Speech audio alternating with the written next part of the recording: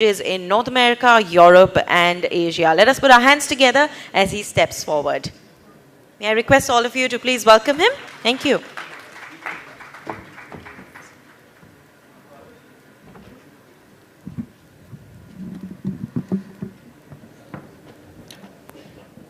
Good evening, and thank you for joining us here at the Economic Times CFO Summit for Gearing Up for the GST. I'm pleased to be here with you tonight to discuss the opportunities and challenges which face all of you with GST implementation. But first, I'd like to thank the GST Commissioner and the Additional Commissioner for joining us this evening, our sponsors, and the panelists. Events like this are important to foster cooperation between industry leaders and ensure that we're sharing knowledge and best practices. So, everyone in this room, and based on the questions that you've asked the Additional Commissioner and Commissioner, who have been very gracious, is actively preparing for the GST and looking for answers on how to best accommodate their business needs. Now, it's generally understood that the GST will be a net positive for India by creating a single tax regime that will reduce distortions in price and competition.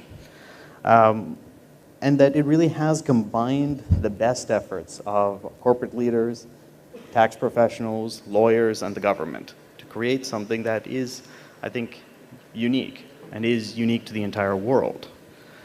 But really what is here is that it's also an opportunity to think of a different way of approaching change. And really that, as we are coming closer to the July 1st implementation date, the questions we should think about are we also prepared for an environment where change is going to be part of our business and regulatory culture? I think we are hoping the GST is going to simplify things. I think in some ways there can also be more changes that have to be implemented in a shorter amount of time.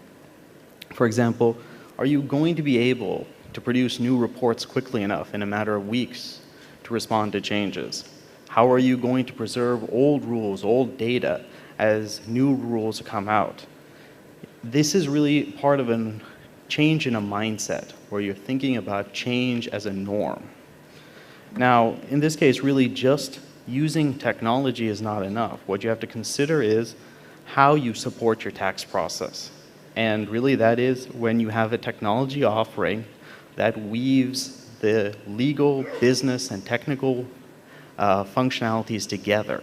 And it gives you a way of interacting with your suppliers, your vendors, your advisors, your customers, so that you can be compliant, but you can also really save time and money. That's what we should be thinking about here, is that it's an opportunity to look at all of these processes we have, and while there are new requirements coming out, how can we work to save time and money also? So, indirect tax change is something that I've done for a while, and I can say that there's a visceral immediacy to indirect tax change. Everywhere in the world, tax rates can change. When we look at it, really, the United States has 15,000 taxing jurisdictions. And they have, in aggregate, about 600 to 700 changes a year. That's not too bad. And then you also have Brazil, where you have hundreds of changes every year for different levels of taxation. But after that, easily, the most complex tax regime is India. And while the GST will simplify the number of regimes you have to deal with, it does still require compliance. It requires compliance and it requires accuracy. Now there is a premium going to be placed on ensuring that the information is correct at the outset of the transaction and that you're ready for that. So if I look through over the last couple of years, there have been a number of different GST regime, or VAT and GST regime changes. We talked briefly on the panel about Malaysia. Now, in the case of Malaysia, it was an implementation of a GST in a country that had no multi-stage indirect tax before. There was a manufacturing level sales tax, and there was a service tax in Malaysia. There wasn't a credit-based mechanism tax in Malaysia until the implementation of the GST. Malaysia gave 18 months in terms of implementation. And even with that, and actually a huge influx of foreign tax professionals, it was difficult for a number of businesses to comply. Much like here, it was in the SME sector where there was a challenge in complying with this regime. Overall, after the implementation, there have still been challenges. And there are very nuanced changes that have occurred in Malaysia. So one thing that all businesses in Malaysia have to do are they have to report taxable codes. They don't have to put them on invoices, but they have to preserve them. When the regime began, there were a total of 24 taxable codes. Now, that doesn't seem like a whole lot, but how do you keep track of 24 codes? How do you maintain those codes? And I'll add that today, there are 26 taxable codes. So 2 new codes had to be added. And also along with that, 3 codes changed their descriptions and how they're defined. That's a total of 5 changes. If you are a large MNC or a large Malaysian company, you have an army of tax people who can go and find those changes, develop a plan, and implement it. But if you're in the SME sector, how are you going to keep track of that information? Are you going to be able to query the Royal Malaysian Customs every day to find out? No, you have to rely on someone to do that.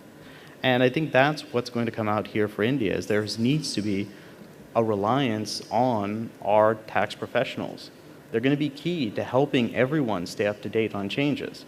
Because one thing that's been very positive here is the proactivity of the GST Council in providing information and really trying to explain how this regime is going to work.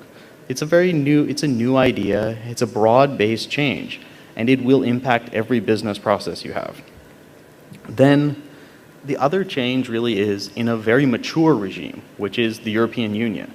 The European Union is a collection of 28 states, member states, soon to be 27 when the United Kingdom leaves.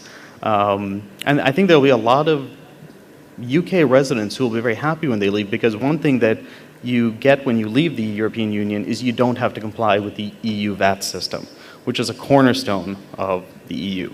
But that system has existed in some shape, way, and form since 1978 and has been in a series of continual change since 1978.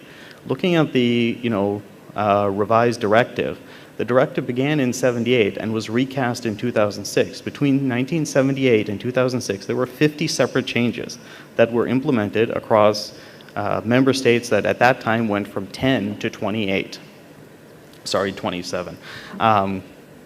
And really the last change that happened in the European Union was the taxation change for B2C services. And that is changing how electronic telecommunication and broadcasting services, so when you watch videos online, how that's taxed. And that changed to a location of a customer. That change happened in 2015, but the rules for that change came out in 2008. But what's interesting is, although everyone knew that change was coming, many people didn't begin the preparations for modifying the source systems, changing their compliances until 2014. And if you think, how much did the world change in terms of how we provide electronic services between 2008 and 2014? Whole new rules were written on how business worked and how services were delivered. So, kind of moving forward with the European Union, those changes are still difficult to implement because you have to have someone who will take the Commission directive and see how it applies in local law.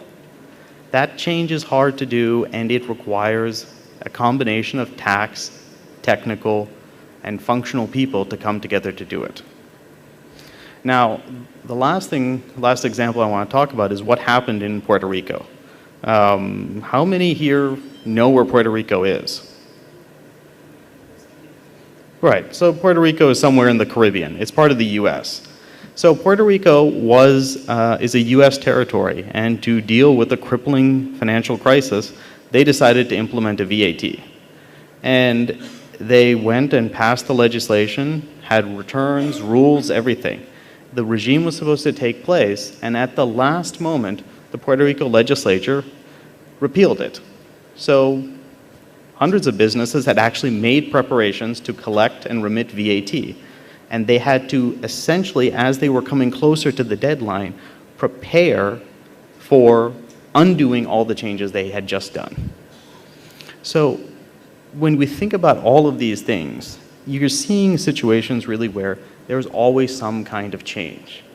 So, when we think about what's going to happen with GST, which without a doubt is the biggest tax reform in the world. I mean, there is no other tax reform that is on the scale and magnitude of what's going to happen with GST. Nothing has come like this, and honestly, nothing will come again like it. So when we think about those GST solutions, how is that solution going to accommodate changes to the GST? It's not just a question, is it compliant today with the GST, but is it ready to help you make a change? How much time do you have to put in to change one rate, make a new report? Does the solution let you create a framework for a tax process? And your tax process could be as simple as something where one guy just checks a box, but it might be something where you have to have people in each office check data, review data, have external advisors review it, or maybe you've moved it to an offshore facility and you want to have that data. But the idea here is that there's a place where that framework is created, and now that framework is there, it has a process behind it, and it can even be internally and externally audited to give you confidence in it. And finally, how are you able to react to the change as an enterprise? How are those systems and processes ready for change? Then thinking about it, all of the knowledge that everyone is gaining here through this transition is valuable because the next indirect tax regime changes are coming in the Middle East. Many of you here are heads or work in multinational corporations. How can you enable your colleagues overseas to better prepare for tax regime change? Because this is the most challenging tax regime change in the world. And the tools and the processes you're building here can be applied globally. So I would like to thank everyone for their time this evening, and good night.